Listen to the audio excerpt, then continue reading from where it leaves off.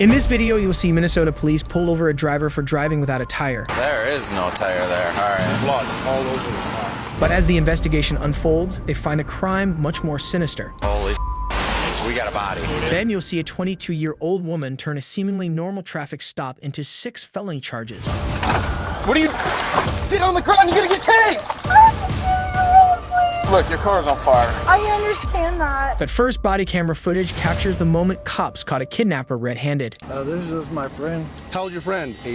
That goes on 18? On July 4th, 2022, a sergeant from the New Mexico Highway Patrol pulled over 41-year-old Jeremy Guthrie after he was seen speeding across multiple lanes of the highway before taking a dangerous turn. And when the sergeant approached the driver's window, he was met with a truly disturbing scene. Hey there. Hello. How are you? All right. Just all right? Yeah. Okay. Should driver license? Yeah. Sorry. I was a little bit nervous. So was I. The way you're driving? I was nervous while I was behind you driving down I-40. You were in lane number 1. At times, you went all the way from lane number 1 all the way over. Didn't use a signal. Had problems keeping your vehicle one lane.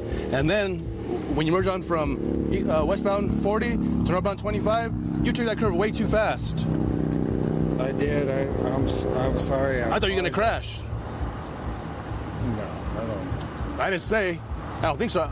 I'm just saying I thought you were gonna crash. While the sergeant explains to Jeremy why he is being pulled over, they notice other people in the car who all appear to be under the age of 18. The sergeant offers Jeremy the opportunity to explain who the children are, and his explanation is strange. He claims that the kids are his friends. Okay, and then you have a bunch of kids in the car. How many kids? You have 1, 2, 3, 4, 5, 6. Who are these kids to you? This is my friend.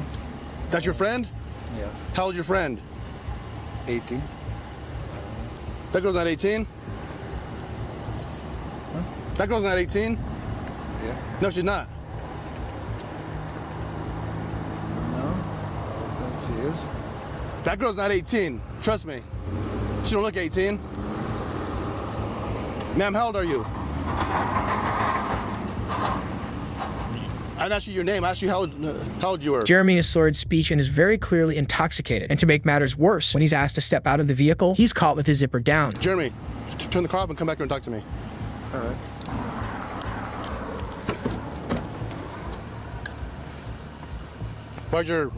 Why's your zipper, your buttons down on your crotch?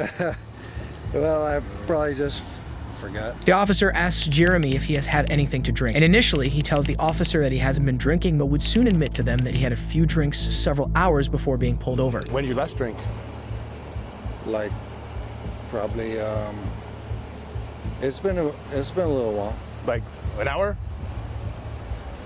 I would say it's more than yeah. Like maybe 2? Yeah. Roughly? Okay. Like 2 hours. That's fair. Because you know what? 2 hours is totally different than, no, I haven't been drinking. You know what I mean? Yeah. But I mean, it's okay. No, it's okay. We're not gonna argue about it. I mean, I know what I smell. I know what I hear. I know what I see. Do you think you're safe to drive? Yeah. You do? Absolutely. When the officer again asks Jeremy about the kids inside the vehicle, he has an absurd response. Who are they? They're just my friends. I mean. Do you normally hang out with people who are young? How old are you? I'm 41. 41? Okay. Hang tight right there, okay? The sergeant then approaches the kids in the vehicle and begins questioning them. How old are you? And don't lie to me. I mean, okay, like, I'm not gonna play the game where you lie. I know that you're not 18, okay? So if you want to have attitude, you in the front, okay? We go about it another way. Simple as that. So if I sense any attitude or you give me lip, we'll do it another way. Okay, how old are you? 14. Thank you. Simple question. 14. Really 14? Yes, sir. Okay. 14. Okay. 13. Okay. 13. Okay. 14. Okay. Who's this guy to anybody? That's our homies. And then she knows his kid. Okay. So that there's your homie. Okay. So you guys all need to call your parents. Yes, sir.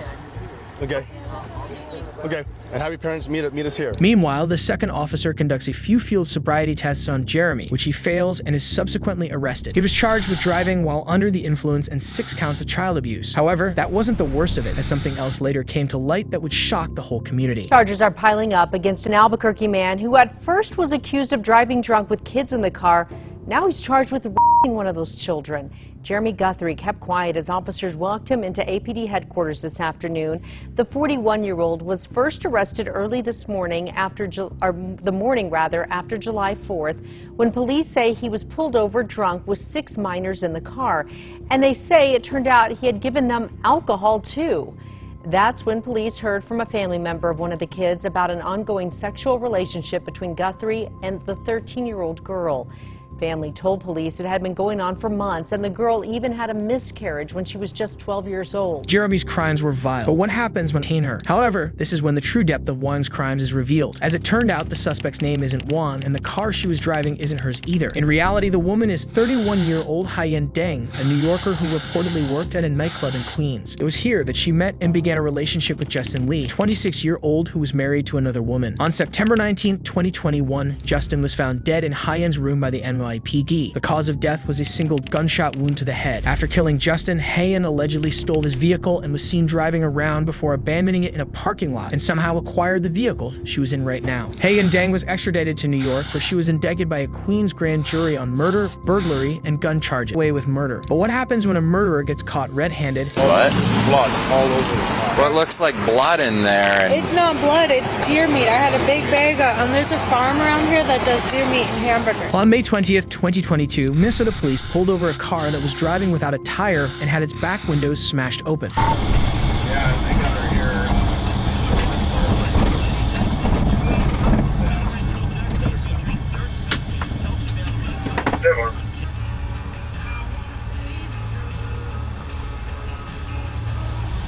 After a few minutes, 2 officers approached the vehicle and met 29-year-old Julissa Thaler. And after investigating further, officers found shotgun shells along with blood on the vehicle and on Julissa. there is no tire there. All right.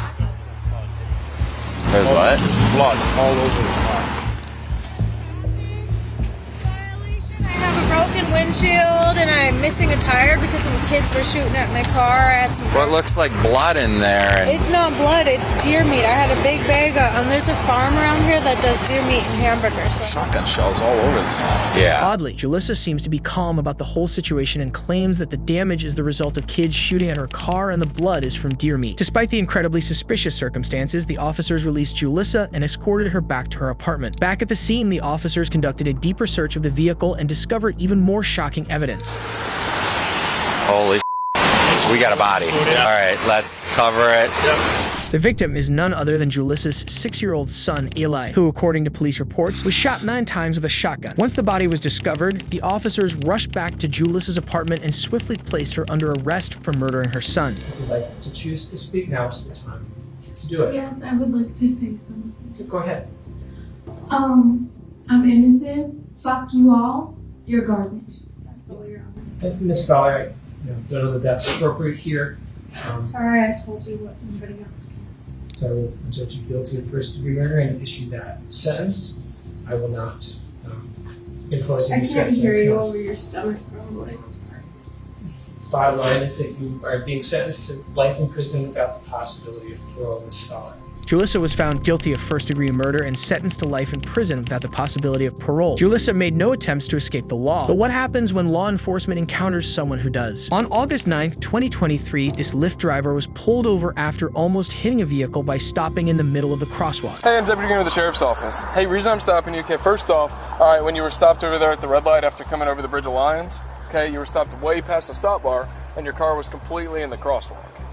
Okay. Okay, you can't be parking in the middle of the crosswalk because if people are trying to cross, obviously they can't walk through your car, right? You drifted over and almost smashed into that parked car.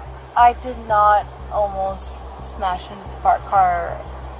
I'm a Lyft. I'm trying to get to my customers. Okay, do you remember, but you remember almost hitting it? No, I didn't almost hit it. Well, you just told me that you did. Did your registration and insurance? I sure did. Can you give this? What's that? I said, can you bear with me? I didn't even say anything. It's the light. It's just my light. I know, but it's a little invasive. It's not invasive. The traffic stop seems perfectly normal up until this point. The deputy explains why the woman got pulled over, although a bit agitated, is seemingly cooperative. As the officer asks the woman for her license, however, she does something that completely changes the trajectory of the stop. What are you... St. John, she's taking off. She's heading towards... She's... I don't say George. I'm on Cathedral. I just lost her. It looks like 1023. She's signal forward. She's running.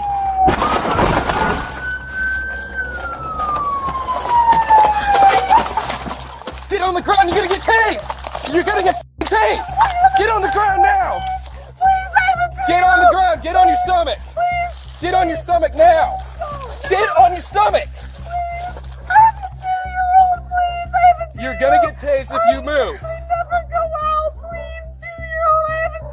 The woman reaches speeds of up to 70 in a 20 miles per hour zone and nearly hits two pedestrians who had to jump out of the way to avoid being run over. The chase lasts only a minute or two before the woman crashes into a wooden power pole. As the deputy attempts to put her under arrest, she starts pleading with them and keeps saying she has never been in any legal trouble in the past. Please, I'm a good person. Please. I never She's go not secure yet. out. I'm working on it. Put your arms behind your back. I never go out, please. I've never done anything like this. I'm scared. Please. You just made a bad decision. I know, but I'm Sit up. scared. If a suspect had stayed cooperative with the deputy, she could have gotten away with a much lesser charge. But instead, she decided to flee and made things much worse for herself. I'm sorry. Look, your car's on fire. I understand that. I've never done anything in my life. Yeah, well, you made a bad choice. What happened? Please tell me what happened. What's happening? Look what you just did. Look what you just did. Okay, Look at all so this. One bad mistake makes up for a... Do you got anything illegal on you? No, of course not. Take a seat. Well, you have a strap. Take a seat. The driver was charged with 2 counts of DUI, resisting and fleeing at high speeds. She was taken back to the station, booked, and released on a $13,000 bond. If you thought these arrests were crazy, you need to check out what happens when cops encounter nationally wanted killers.